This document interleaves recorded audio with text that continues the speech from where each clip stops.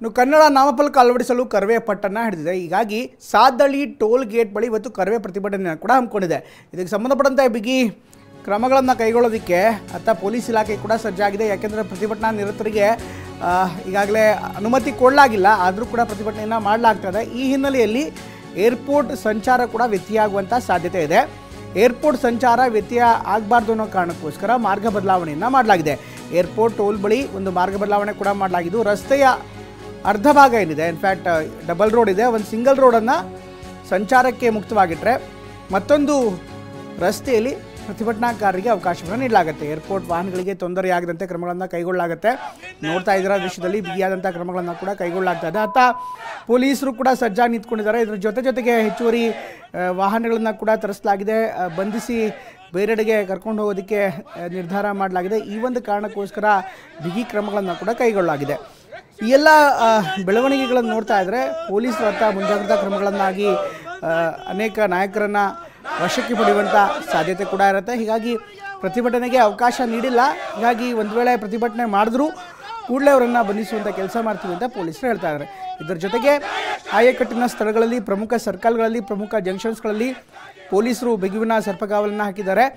ಯಾವುದೇ ರೀತಿಯಂಥ ತೊಂದರೆಗಳಾಗಬಾರ್ದು, ಅಂದರೆ ಪ್ರತಿಭಟನೆ ಮಾಡೋದು ಒಂದು ಭಾಗ ಆದರೆ ಅಹಿತಕರ ಘಟನೆಗಳು ನಡೀಬಾರ್ದು, ಕಾನೂನನ್ನು ಮೀರಿ ಯಾರೂ ಕೂಡ ಹೆಜ್ಜೆಯನ್ನು ಇಡಬಾರ್ದು ಅಂತ ಪೊಲೀಸರು ಬಿಗಿ ಬಂದೋಬಸ್ತ್ ಮಾಡಿದ್ದಾರೆ.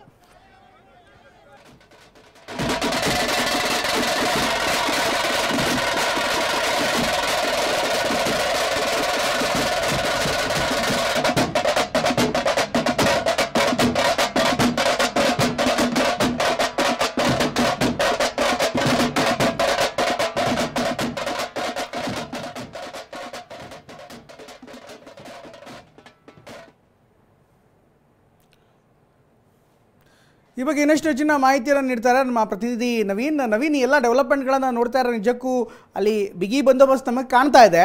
ಒಂದು ಕಡೆ ಪ್ರತಿಭಟನಾ ನಿರತರನ್ನು ವಶಕ್ಕೆ ಪಡೆಯೋದಕ್ಕೆ ಪೊಲೀಸರು ಕೂಡ ಸಜ್ಜಾಗಿದ್ದಾರೆ. ಅಲ್ಲಿ ಹೆಚ್ಚುವರಿ ವಾಹನಗಳನ್ನು ಕೂಡ ತರಿಸಲಾಗಿದೆ.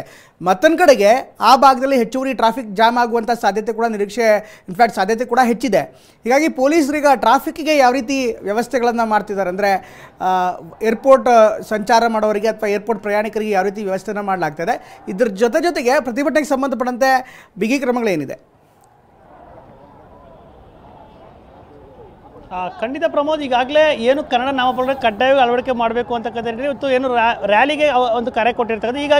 ಈಗಾಗಲೇ ಏನು ಏರ್ಪೋರ್ಟ್ ಟೋಲ್ ಬಳಿ ಸಾಕಷ್ಟು ಜನ ಬರ್ತಾ ಇದ್ದಾರೆ. ಕರವೇ ಕಾರ್ಯಕರ್ತರು ಸಹ ಈಗಾಗಲೇ ಬಂದು ಇಲ್ಲಿ ಜಮಾವಣೆ ಆಗ್ತಾ ಇದ್ದಾರೆ. ಇನ್ನು ಈಗ ನಾವು ನೋಡ್ತಾ ಇರೋದಾದ್ರೆ ಪೊಲೀಸರು ಸಹ ಪ್ರಮುಖವಾಗಿ ಹೆಚ್ಚಿನ ಸಂಖ್ಯೆಯಲ್ಲಿ ಬಂದೋಬಸ್ತನ್ನು ಹಾಕ್ಕೊಂಡಿರ್ತಕ್ಕಂಥದ್ದು. ಈಗಾಗಲೇ ಏನು ಏರ್ಪೋರ್ಟ್ ರಸ್ತೆಯ ಒಂದು ಟೋಲ್ ಮುಂಭಾಗ ಇರತಕ್ಕಂಥ ರಸ್ತೆಯಲ್ಲಿ ಅರ್ಧ ಭಾಗವನ್ನು ಏನೀಗ ಆಗಲೇ ಒಂದು ಪ್ರತಿಭಟನೆ ಸ್ಥಳಕ್ಕೆ ಅಂತ ಮೀಸಲಿಡಲಾಗಿದೆ. ಇಲ್ಲಿ ಏನು ಬಂದಂಥ ಕರವೇ ಕಾರ್ಯಕರ್ತರು ಜಮಾವಣೆ ಆಗೋದಕ್ಕೆ ಅವಕಾಶ ಕೊಟ್ಟಿದ್ದಾರೆ. ಜೊತೆಗೆ ಜಮಾವಣೆ ಆದಂಥವರು ಮುನ್ನುಗ್ಗಿ ಬೆಂಗಳೂರಿಗೆ ಹೋಗದಂತೆ ಒಂದು ನಾಕಾಬಂದಿನ ಹಾಕೊಂಡು ತಡೆಗೋಡೆಯ ರೀತಿಯಲ್ಲಿ ಇದೀಗ ಬ್ಯಾರಿಕೇಡ್ಗಳನ್ನು ಹಾಕ್ಕೊಂಡಿರ್ತಕ್ಕಂಥದ್ದು. ಪೊಲೀಸರೆಲ್ಲರೂ ಸಹ ಈಗಾಗಲೇ ಏನು ಒಂದು ಹೆಲ್ಮೆಟ್ಗಳನ್ನು ಹಾಕ್ಕೊಂಡು, ಲೈಫ್ ಜಾಕೆಟ್ಗಳನ್ನು ಹಾಕ್ಕೊಂಡು ಸನ್ನದ್ಧರಾಗಿ ನಿಂತಿದ್ದಾರೆ. ಈಗಾಗಲೇ ಏನು ಒಂದು 11-12 ಗಂಟೆ ಸುಮಾರಿಗೆ ಎಲ್ಲರೂ ಬರ್ತಾರೆ, ನಾರಾಯಣಗೌಡರು ಸಹ ಇಲ್ಲಿಗೆ ಬರ್ತಾರೆ ಅಂತಕ್ಕಂಥ ನಿರೀಕ್ಷೆ ಇರ್ತಕ್ಕಂಥದ್ದು. ಈ ನಿಟ್ಟಿನಲ್ಲಿ ಪೊಲೀಸರು ಈಗಾಗಲೇ ಸರ್ವಸನ್ನದ್ಧರಾಗಿದ್ದಾರೆ. ಮತ್ತೊಂದು ಕಡೆ ಏನು ಪ್ರಮುಖವಾಗಿ ಏರ್ಪೋರ್ಟ್ಗೆ ಬರ್ತಕ್ಕಂಥ ವಾಹನಗಳಿಗೆ ತೊಂದರೆ ಆಗಬಾರ್ದು ಅಂತಕ್ಕಂಥ ನಿಟ್ಟಿನಲ್ಲಿ ಇದೀಗ ಒಂದು ಕಾರ್ಯಾಚರಣೆಯನ್ನು ಮಾಡ್ಕೊಂಡಿರ್ತಕ್ಕಂಥದ್ದು. ಅದರಲ್ಲಿ ಪ್ರಮುಖವಾಗಿ ಏರ್ಪೋರ್ಟ್ನ ಮುಂಭಾಗದಲ್ಲಿ ಈಗ ರಸ್ತೆಯನ್ನು 2 ಭಾಗವಾಗಿ ಡಿವೈಡ್ ಮಾಡಲಾಗಿದೆ. ಇಲ್ಲಿ ಏನೊಂದು ಪೊಲೀಸರ ಒಂದು ಬಸ್ಗಳನ್ನು ಸಹ ಈಗ ರಸ್ತೆಯ ಬದಿಯಲ್ಲಿ ನಿಲ್ಲಿಸ್ಕೊಂಡಿರ್ತಕ್ಕಂಥದ್ದು. ಈ ಬಸ್ಗಳಲ್ಲಿ ಏನು ಒಂದು ವೇಳೆ ಪ್ರತಿಭಟನೆ ಕಾವು ಹೆಚ್ಚಾದರೆ ಅವರನ್ನು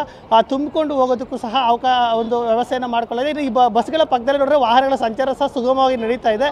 ಈವರೆಗೂ ಸಹ ಯಾವುದೇ ಒಂದು ಅಡಚಣೆ ಆಗಿಲ್ಲ. ಇಲ್ಲಿ ಏನು ವಾಹನಗಳು ಸುಗಮವಾಗಿ ನಡೆದುಕೊಂಡು ಹೋಗ್ತಾ ಇದೆ. ಅಲ್ಲಿಗೆ ಏನು ಯಾರು ಸಹ ಹೋಗಬಾರ್ದು ಅಂತೇಳಿ ಪೊಲೀಸರನ್ನ ಒಂದು ಕಡೆ ಪೊಲೀಸರು, ಜೊತೆಗೆ ಬ್ಯಾರಿಕೇಡ್, ಜೊತೆಗೆ ಬಸ್ಗಳು ಒಂದು 3 ಹಂತದಲ್ಲಿ ಒಂದು ಭದ್ರತೆಯನ್ನು ಮಾಡಿಕೊಳ್ಳಲಾಗಿದೆ. ಈಗಾಗಲೇ DCP ಅವರು ಸಹ ಇಲ್ಲೇ ಬೀಡು ಬಿಟ್ಟಿದ್ದಾರೆ. ಖುದ್ದು DCP ಲಕ್ಷ್ಮೀ ಪ್ರಸಾದ್ ಅವರೇ ಇಲ್ಲಿ ಪ್ರಭು ಎಲ್ಲವನ್ನು ಸಹ ಗಮನಿಸ್ತಾ ಇದ್ದಾರೆ. ಅದನ್ನು ಒಂದು ಮುಂಜಾಗ್ರತಾ ಕ್ರಮಗಳನ್ನು ತೆಗೆದುಕೊಳ್ತಾ ಇದ್ದಾರೆ. ಇನ್ನು ಈಗಾಗಲೇ ಹೆಚ್ಚಿನ ಸಂಖ್ಯೆಯಲ್ಲಿ ಕರವೇ ಕಾರ್ಯಕರ್ತರು ಈಗಾಗಲೇ ಬರ್ತಾ ಇದ್ದಾರೆ. ಅವರು ತಮಟೆ ಹೊಡೆಯುವ ಮುಖಾಂತರ ಒಂದು ತಮ್ಮ ಆಕ್ರೋಶವನ್ನು ಸಹ ಹೊರ ಹಾಕ್ತಾ ಇದ್ದಾರೆ. ಏನು ಈಗಾಗಲೇ ವಯಸ್ಸಾದವರಿಂದ ಹಿಡಿದು ಮಹಿಳೆಯರು ಸೇರಿದಂತೆ ಹೆಚ್ಚಿನ ಸಂಖ್ಯೆಯಲ್ಲಿ ಕರವೇ ಕಾರ್ಯಕರ್ತರು ಬಂದು ಇಲ್ಲಿ ಪ್ರತಿಭಟನೆಯನ್ನು ನಡೆಸ್ತಾ ಇರ್ತಕ್ಕಂಥದ್ದು. ನಾರಾಯಣಗೌಡರು ಬಂದ ನಂತರ ಇಲ್ಲಿಂದ ಏನು ಕಬ್ಬನ್ ಪಾರ್ಕ್ವರೆಗೂ ಸಹ ಪ್ರತಿಭಟನಾ ರ್ಯಾಲಿ ಮುಖಾಂತರ ಹೋಗಬೇಕು ಅಂತಕ್ಕಂಥದ್ರಲ್ಲಿ ಪ್ಲಾನನ್ನು ಮಾಡ್ಕೊಂಡಿದ್ದಾರೆ. ಹೀಗಾಗಿ ಹೆಚ್ಚಿನ ಸಂಖ್ಯೆಯಲ್ಲಿ ಜನರು ಸಹ ಜಮಾವಣೆ ಆಗ್ತಾ ಇದ್ದಾರೆ. ಇನ್ನೀಗ ನಾವು ನೋಡ್ತಾ ಇರ್ಬೋದು, ಏನು ರಸ್ತೆಯಲ್ಲೇ ಒಂದು ಬದಿಯಲ್ಲಿ ಈಗ ಅವರು ಕುಳಿತಿದ್ದಾರೆ. ಅಲ್ಲೇ ಕುಳಿತು ಒಂದು ಪ್ರತಿಭಟನೆಯನ್ನು ಸಹ ಮಾಡ್ತಾ ಇರ್ತಕ್ಕಂಥದ್ದು. ಈಗಾಗಲೇ ಹೆಚ್ಚಿನ ಸಂಖ್ಯೆಯಲ್ಲಿ ಜನ ಬರ್ತಾ ಇದ್ದಾರೆ. ಅವ್ರನ್ನ ಸಹ ಏನು ಒಂದೆಡೆ ಕೂತ್ಕೊಂಡು ಬೇರೆ ಬೇರೆ ಟೋಲ್ ಕಡೆ ಆಗ್ಬೋದು ಮತ್ತು ರಸ್ತೆ ಕಡೆ ಆಗಲಿ ನುಗ್ಗಿ ಹೋಗದಂತೆ ಪೊಲೀಸರು ಕ್ರಮವನ್ನು ಸಹ ತೆಗೆದುಕೊಳ್ತಾ ಇದ್ದಾರೆ.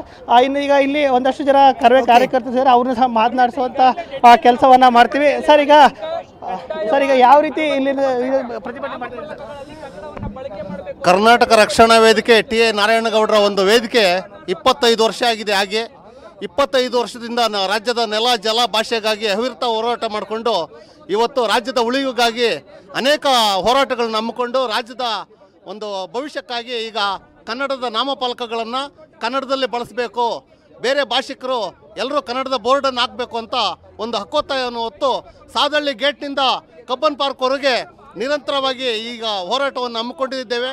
ಈಗ ತಾನೇ ನಾರಾಯಣಗೌಡರು ಕೆಲವು ಕ್ಷಣಗಳಲ್ಲಿ ಬರಲಿದ್ದಾರೆ. ಸುಮಾರು ಸಹಸ್ರಾರು ಸಂಖ್ಯೆಯಲ್ಲಿ ಲಕ್ಷಾಂತರ ಜನ ಇವತ್ತು ಬರ್ತಾರೆ.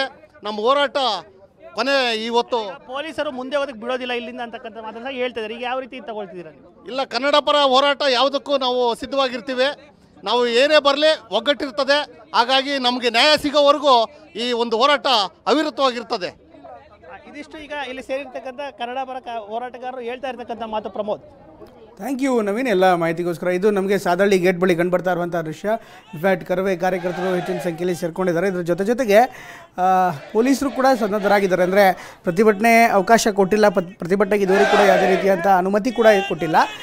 ಆದರೂ ಕೂಡ ಯಾವುದೇ ಅಹಿತಕರ ಘಟನೆ ನಡೆಯದಂತೆ ತಡೆಗಟ್ಟೋದಕ್ಕೆ ಬಿಗಿ ಭದ್ರತಾ ಕ್ರಮಗಳನ್ನು ಕೈಗೊಳ್ತಾ ಇದ್ದಾರೆ.